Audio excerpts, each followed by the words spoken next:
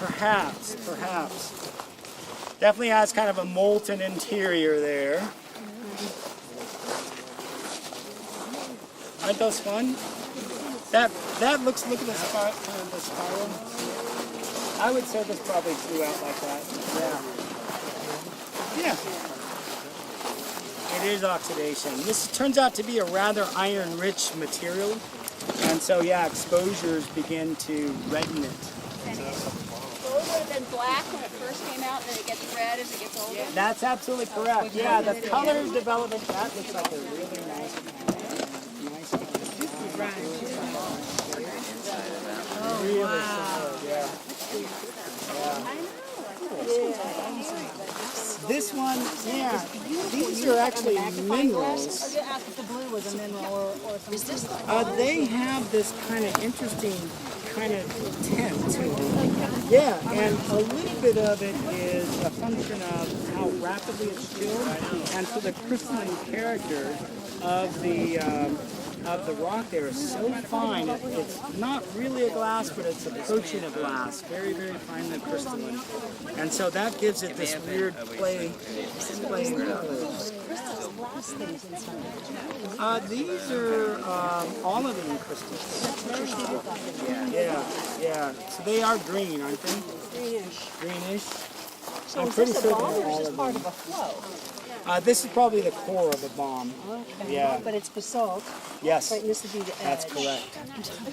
And this is distinctive break pattern for basalt, right? These sharp edges.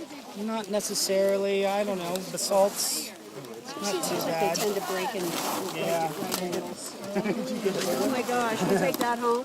Hey, you got that rocky art going on. My granddaughter loves to take rocks. Nice spirals. I've got a couple at home and one in the classroom that just shows this really cool, exceptional spiraling. That's on what the I'm trying to bubble fill. ask This him. one's so-so. Because it has. It's not really well developed. This Hold it up here. Oh, look at your little collection there. It's my collection. I feel like I see a little bit of in a good bomb, you'll see a nice spiral form on the way The up. one Kevin brought up was really solid on the inside, but the bubbles on the outside. Yes, and that's. Versus this is bubbly on the inside and more solid on the outside. I think this happens when you get the outside solidifying a little bit faster, preventing the bubbles from escaping. When it comes out more in this molten form, Oh my goodness. much more. That'd be my Is that correct? Oh, that's good. It's a good view up there. So what's causing the color on the outside here? I think most of that color is twofold. You guys, one of the things that a lot of people are finding is some spectacular colors, especially where the rocks show a lot of vesiculation, a lot of this porous texture. I do have a bunch of hand lenses. They're in the bay on the bus. We'll have to get those out and make sure that you guys have access to looking at some of this stuff, as well as materials from other sites that we're going to visit today. The colors actually come from multiple origins. First of all, the magma here that is erupting at the vent is iron rich. It also has a high component of calcium. And the iron-rich character of the rock is probably the main feature that's coloring what we see here. And most of what we see is red or reddish-brown in terms of our colors present on the rock. We get some really shiny reddish surfaces, almost bronzish surfaces. And this is from really rapid cooling. Those are most commonly associated with the vesiculated areas where the bubble walls are thin in the lavas, and chilling was really quick.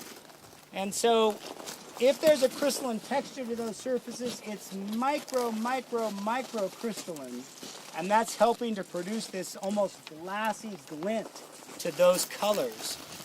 There's a few other colors present as well. There's some yellows that pop in. Certainly some of the gas emissions, if you were looking at that one table where we identified airfall and the lapilli and the bombs, talks a little bit about fumarolic activity, but associated with these eruptions is a lot of gas release. Number one gas coming out of volcanic eruptions is water. then carbon dioxide, and then sulfur emissions. And sulfur emissions can be pretty extensive. Here's something that's kind of wild in these types of settings, is that the sulfur can come out in gas phase, and upon cooling, it can crystallize directly from the gas phase. A process called deposition. So we can get sulfur deposition on some of these surfaces.